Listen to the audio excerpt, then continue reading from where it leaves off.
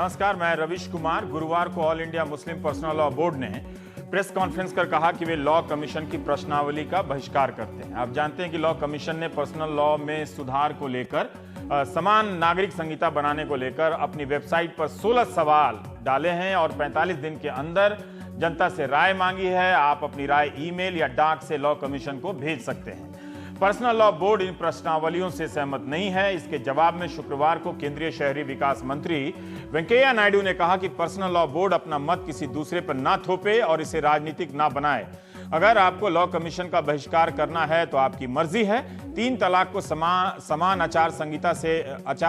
नागरिक संहिता से जोड़ा जा रहा है, लेकिन मुख्य मुद्दा जेंडर जस्टिस का है, औरतों के सम्मान का है। हम इस पर स्वस्थ बहस की मांग करते हैं, किसी पर कुछ नहीं थोपा जाएगा। गुरुवार को लॉ कमीशन के प्रमुख retired justice doctor BS Chauhan ने भी कहा कि किसी पर कुछ नहीं थोपा जाएगा। वेंकैया नायडू ने भी कहा कि किसी पर कुछ नहीं थोपा जाएगा। इस बयान का क्या मतलब है, आने वाले दिनों में पता चलेगा। उन्होंने इस बयान के जरिए लेकिन एक बात जो कही वो ये है कि अगर मुस्लिम पर्सनल लॉ बोर्ड को लॉ कमीशन का बहिष्कार करना है तो उसकी मर्जी, सरकार इसकी परवाह नहीं करती है। लखनऊ में इसी सवाल को मुलायम सिंह यादव से पूछा गया। सपा नेता ने कहा कि वे इस मुद्दे पर ज्यादा नहीं कहेंगे, लेकिन मतभेद नहीं होना चाहिए। इस मुद्दे को धार्मिक नेताओं पर छोड़ देना चाहिए। देश और मानवता के मुद्दे पर सभी को एक होना चाहिए। इस सवाल का जवाब हाँ या ना में कोई नहीं देता है, कोई नेता नहीं। हेल्दी डिबेट की बात कही जाती है, कही वेंकैया नायडू ने। डिबेट तो इस मसले पर संविधान सभा के समय से हो रही है। आप खुद भी गूगल करेंगे तो पाएंगे कि 2-4 सुप्रीम कोर्ट के नए फैसलों के अलावा कुछ भी नई बात नहीं कही जा रही है। पुरानी बातों को निकालकर फिर से वही दोहराया जा रहा है। सरकार किस तरह की समान नागरिक संहिता चाहती है उसका कोई उसकी तरफ से ड्राफ्ट नहीं है, आज तक किसी ने सामने नहीं रखा। तो फिर हेल्दी डिबेट किस चीज को लेकर हो? जैसे पहला सवाल लॉ कमीशन में पूछा गया उसकी प्रश्नावली में कि क्या आप जानते हैं कि भारत के संविधान के अनुच्छेद 44 में यह कहा गया है कि राज्य भारत के समस्त राज्य क्षेत्र में नागरिकों के लिए एक समान सिविल कानून बनाने का प्रयास करेगा। इसका हां या ना में जवाब देना है। इस तरह के सवाल सर्वे में पूछे जाते हैं। 16 में से 11 सवाल ऐसे पूछे गए हैं जिनका जवाब हां या ना में देना है। बाकी के 5 सवालों के जवाब भी हां या ना की शैली में पूछे गए हैं, सवाल भी पूछे गए हैं, लेकिन उनके नीचे जवाब देने की जगह दी गई है ताकि विस्तार से आप अपना पक्ष रख सकते हैं। हां या ना की शैली में पूछे गए ये सवाल क्या सही सवाल हैं, पर्याप्त सवाल हैं? क्या इन सवालों से इतने गंभीर विषय को गहराई से समझने का मौका मिलता है? कुछ सवाल इस तरह से पूछे गए हैं कि क्या समान सिविल संहिता से लोगों को फायदा पहुंचेगा? क्या समान सिविल संहिता की जरूरत है? क्या इससे जेंडर जस्टिस आएगा? क्या यह वैकल्पिक होनी चाहिए? एक सवाल है कि क्या लोगों को फायदा पहुंचेगा, फिर पूछते हैं जेंडर जस्टिस आएगा। क्या फायदा और जेंडर जस्टिस 2 अलग अलग चीजें हैं? फिर तीसरा सवाल क्यों पूछते हैं कि आनी चाहिए या नहीं आनी चाहिए?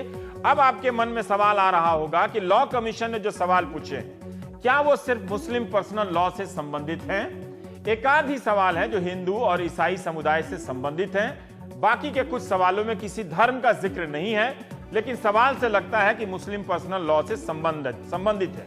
फिर भी इस पर बात होनी चाहिए कि लॉ कमीशन के सवाल क्या वाकई इतने क्रांतिकारी हैं जिनसे यह लगता है कि आयोग तमाम धार्मिक और जातीय समाजों की प्रथाओं को समाप्त कर सबको एक कानून की छत के नीचे लाने का प्रयास करना चाहता है? सवाल नंबर 2 में पूछा गया है कि विभिन्न धार्मिक संप्रदाय कुटुंब विधि के विषयों पर भारत में पर्सनल लॉ और रूढ़िवादी प्रथाओं द्वारा शासित किए जाते हैं। क्या एक समान सिविल संहिता में इन सभी विषयों या उनमें से कुछ विषयों को शामिल किया जाना चाहिए, जैसे विवाह, तलाक, दत्तक ग्रहण, संरक्षता और बाल अभिरक्षा यानी चाइल्ड कस्टडी, मेंटेनेंस, भरण पोषण, उत्तराधिकार, विरासत? हम जानने का प्रयास करेंगे कि चाइल्ड कस्टडी, उत्तराधिकार को लेकर सभी धर्मों में एक कानून क्या नहीं है? क्या सभी राज्यों में एक कानून है या नहीं है? क्या समान सिविल संहिता का यह भी मतलब होना चाहिए कि सभी राज्यों में अब एक ही कानून लागू होगा? क्या इस वक्त सभी राज्यों में हिंदू कोड बिल के तहत ही एक ही कानून लागू है? हमारा मकसद सवाल को ठीक से समझना और जवाब जानना है ताकि इस पर हेल्दी डिबेट हो, जैसा कि वेंकैया जी ने कहा है। अब सवाल नंबर 2 में डाइवोर्स यानी तलाक का सवाल पूछ लिया गया है, तो फिर सवाल नंबर 7 में अलग से 3 तलाक के बारे में पूछने की क्या जरूरत थी? क्या 3 तलाक के अलावा दूसरे समाजों में भी तलाक को लेकर आयोग की नजर में कुछ सवाल हैं? वो कौन से समाज हैं? मालूम नहीं। क्या उन पर हिंदू कोड बिल या संसद के बनाए नए कानून लागू नहीं होते हैं? खैर, सवाल नंबर 7 यह है कि क्या 3 तलाक की प्रथा को पूर्ण रूप से समाप्त कर देनी चाहिए, रूढ़ी को बने रहने देना चाहिए, उपयुक्त संशोधनों के साथ बने रहने देना चाहिए? वैसे पर्सनल लॉ बोर्ड के लिए तो यह सवाल आसान है, उनकी मर्जी भी, इसमें मर्जी के अनुसार भी विकल्प दिए गए हैं, फिर उन्होंने बहिष्कार क्यों किया?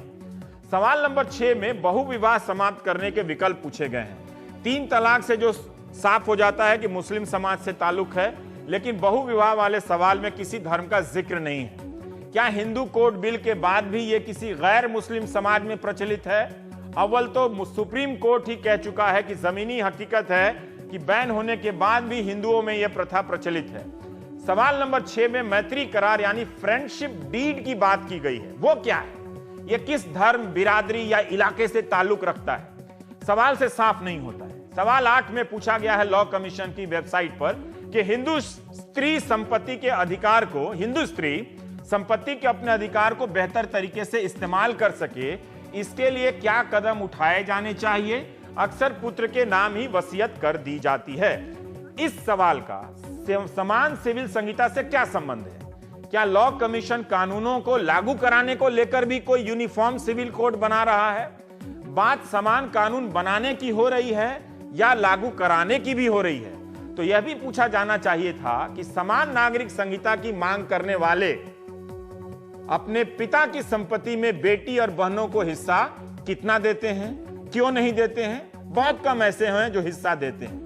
क्या सरकार यह व्यवस्था करने जा रही है कि सभी परिवारों को अब सरकार के यहां रिपोर्ट दायर करना होगा कि पिता की संपत्ति बढ़ते वक्त बेटियों और बहनों को कितना मिला, कितना दिया गया?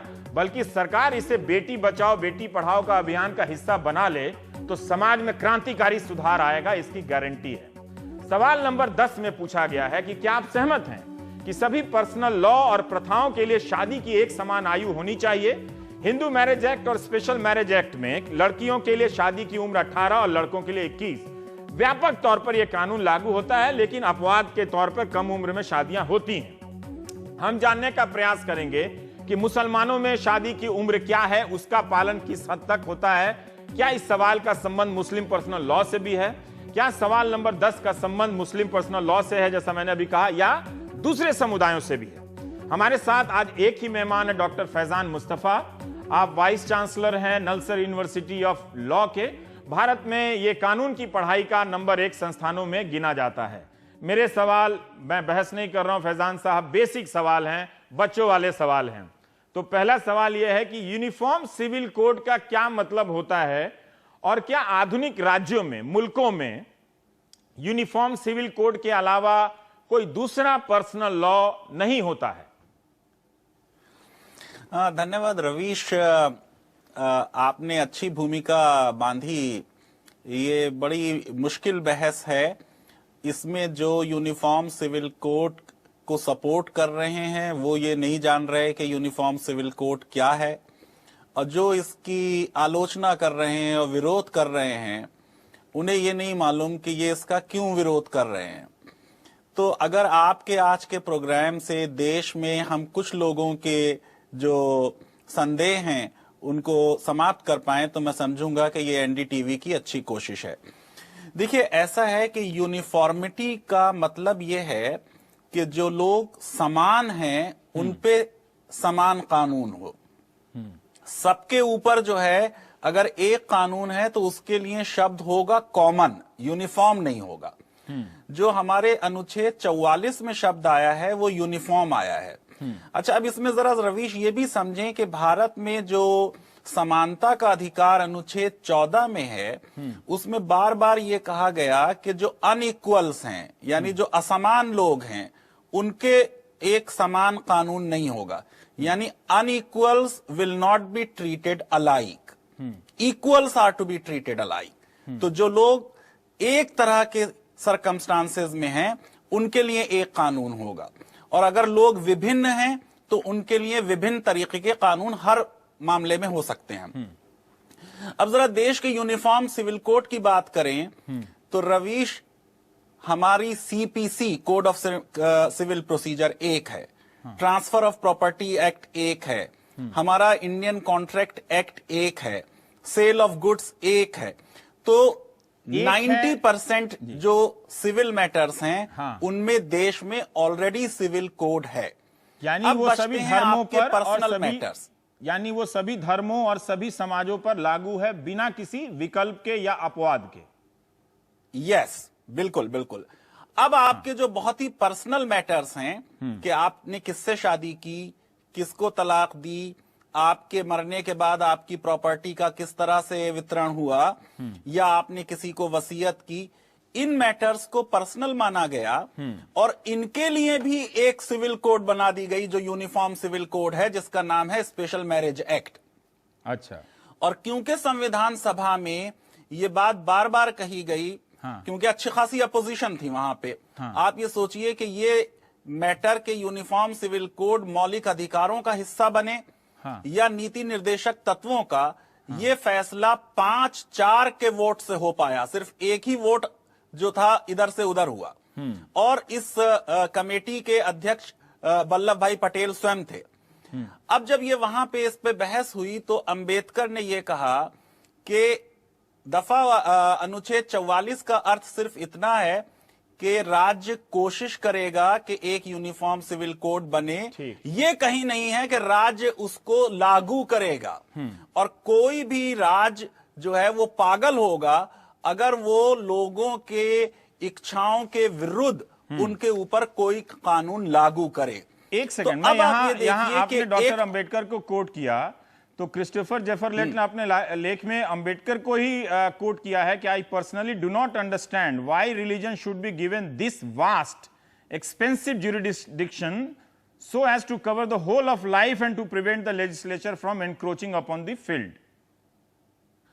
ये रवीश बहस हो रही है कि धार्मिक स्वतंत्रता का अधिकार की क्या एम्बिट होगी। दरअसल कुछ संविधान सभा के मुस्लिम मेंबर्स ने बड़ा इंटरेस्टिंग सजेशन दिया था कि धर्म की स्वतंत्रता में ये लगा दिया जाए कि ये स्वतंत्रता आपको सिर्फ निजी मामलों में होगी, प्राइवेटली अपने घर पे पूजा कीजिए, नमाज पढ़िए, रोजे रखिए, पब्लिक में मत आइए।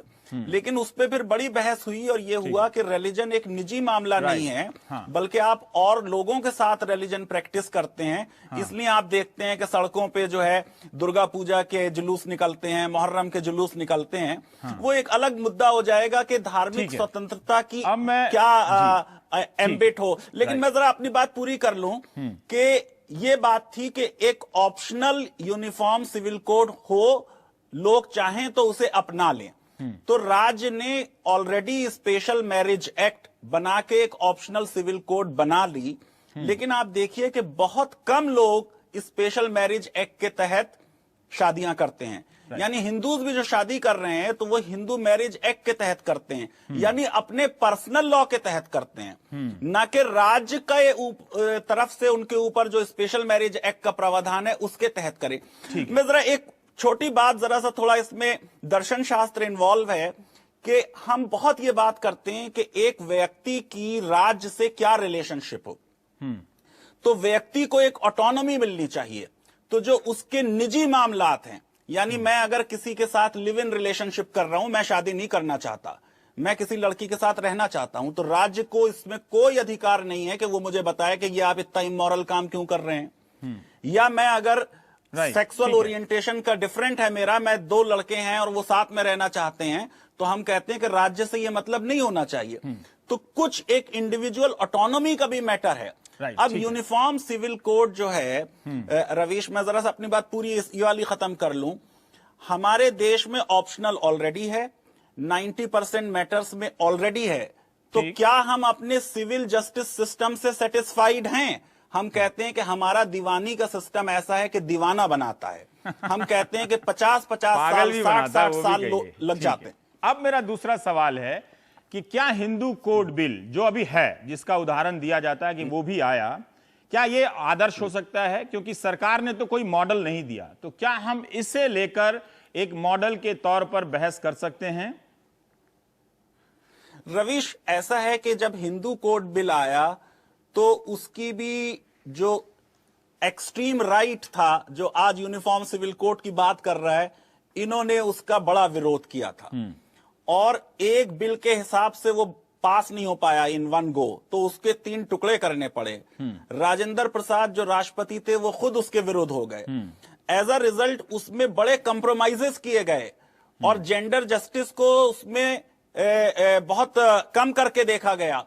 तो मैं ये कह रहा हूं कि अगर आप आज मुस्लिम लॉ का कोडिफिकेशन करना चाहते हैं तो जो कंसेशन 1955 में आपने एक्सट्रीम राइट को दिए थे, हिंदू एक्सट्रीम राइट को, यानी आज तक भी 2005 में भी आपको अमेंडमेंट करना पड़ा सक्सेशन एक्ट में, और उस अमेंडमेंट के बाद भी आज भी जो हिंदू लॉ है, हिंदू मैरिज एक्ट या हिंदू सक्सेशन एक्ट, उसमें आज भी पूरी तरह स्त्रियों के साथ न्याय नहीं हो रहा। तो क्या आप मुसलमानों पे इन वन गो कोई लॉ लगा देंगे?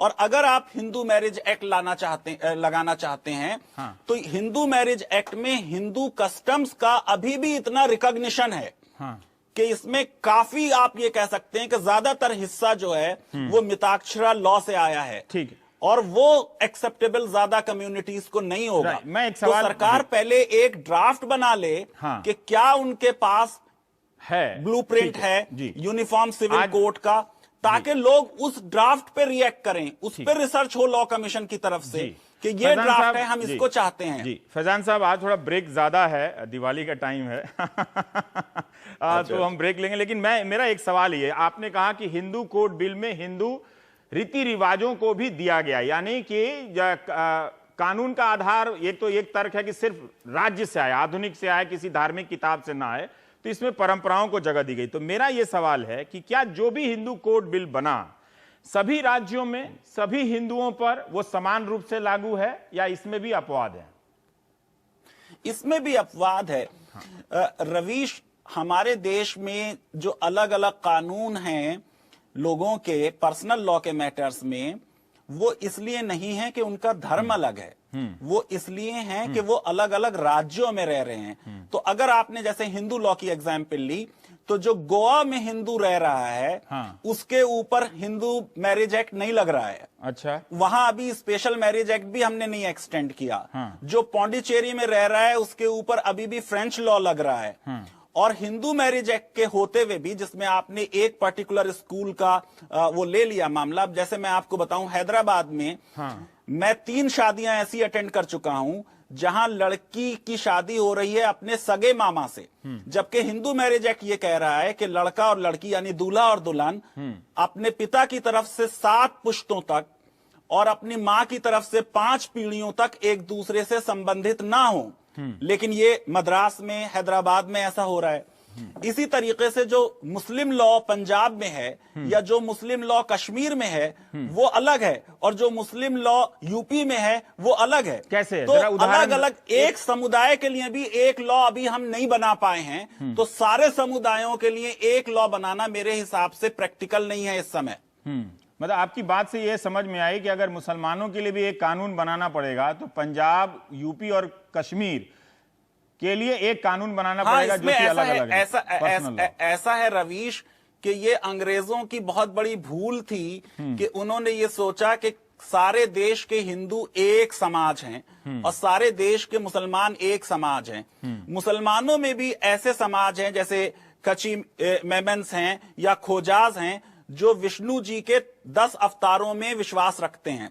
मुसलमानों में आज भी ऐसे समाज हैं कि हिंदुओं के लिए तो लॉ रिफॉर्म हो गया 1955 में, लेकिन मुसलमान अभी शास्त्रिक हिंदू लॉ से गवर्न हो रहे हैं। अच्छा, ये जी, मुसलमान ऐसे हैं जिनके ऊपर पुराना अनरिफॉर्म्ड हिंदू लॉ आज भी लागू होता है। अच्छा, अब मैं आपसे और जानना चाहता हूं कि क्या मुसलमानों के अलावा इस देश में इस वक्त दूसरे धार्मिक समुदायों के भी अपने पर्सनल लॉ हैं जो हिंदू कोड बिल से देखिए, अलग? क्रिश्चियंस के लिए अलग क्रिश्चियंस एक्ट है, पारसीज के लिए अलग पारसीज एक्ट है। एक जरा सी बात होती रहती कि हिंदू लॉ जो है उसमें जो हमने हिंदू शब्द की व्याख्या की और संविधान में भी हमने कहा कि इसमें सिख्स और जैन्स और बुद्धिस्ट भी इंक्लूडेड हैं। तो आपको याद होगा कि प्रकाश सिंह बादल, जिनके साथ भारत सरकार का बीजेपी का पैक्ट चल रहा है, सरकार चल रही है 10 सालों से, ये अनुच्छेद 25 को जलाया करते थे संविधान के। संविधान को जलाते थे, उसमें इनको सजा भी हुई। तो क्योंकि उसमें हिंदू की डेफिनेशन में सिख्स को भी ऐड किया गया है। आपको मालूम है जैन अपने आप को अलग अल्पसंख्यक समुदाय मानते हैं और अब उनको वो दर्जा दे भी दिया गया है। तो जो ये लॉ है ये लगता है उन लोगों पे जो हिंदू हैं या सिख हैं या जैन हैं या बुद्धिस्ट हैं, लेकिन सिख्स और जैन अपने आप को एक अलग धर्म मानते हैं। हाँ, मानते हैं, तो लेकिन ये क्या अलग उनका डिबेट पर्सनल लॉ अलग है? क्या उनका नहीं, वो पर्सनल उनके ऊपर हिंदू लॉ लगाया जाता है, लेकिन हिंदू लॉ क्योंकि कस्टम्स को अलाउ करता है, तो जो उनकी कस्टम्स हैं वो आ जाती हैं। अब जैसे मैं आपको एग्जांपल दूं, पंजाब में एक कस्टम है करेवा की कि अगर एक किसी पत्नी का हस्बैंड मर गया, वो विधवा हो गई, तो अब उसकी शादी नहीं होती। उसके ऊपर अगर किसी ने चादर डाल दी, उस पे फिल्म भी बनी थी एक चादर मैली सी, या उसे चूड़ी पहना दी या उसका हाथ पकड़ लिया, तो वो उसकी पत्नी हो जाती है बिना कोई मैरिज हुए। और वो पूरा पर्पस उसका ये है कि प्रॉपर्टी जो है वो कहीं बाहर ना जाए।